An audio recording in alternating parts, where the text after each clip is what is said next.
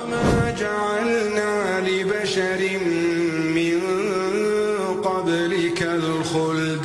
Ey müsəlman, istər nafilə ibadətlər olsun, istər gecənin zülmətində Allahın huzurunda, qarşısında göz yaşı axıtmaq olsun və istər də insanlara xeyir bir əməllər etməyində olsun, sədəqə verməyində olsun və bu əməllərin hamısını gizlində et.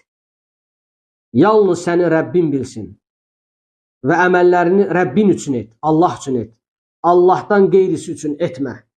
Madəm ki, sən əziyyət çəkib, ibadət edirsən, sədəqə verirsən və Allahın qarşısında göz yaşı axıdırsan və bunun Allahın razılığını qazanmağın üçün dilə və gizlində et və ixlaslı et.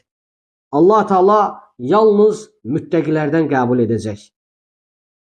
Və onun üçün insan təqvalı olmağa həris olmalıdır. Günahlardan çəkinməyə, salih əməllərə yönəlməyə, müttəqilərdən olmağa həris olmalıdır. Allah Teala Maidə surəsində buyurur: İnnəmə yətəqəbbəlullahu minəl muttəqin. Allah ancaq müttəqilərdən qəbul edər. Onun üçün əziz müsəlman, sən əməllərinə daim diqqət yetir və cənnəti qazanmağa həris ol və cənnətə daxil olmağı dilə və onun üçün əməllər et.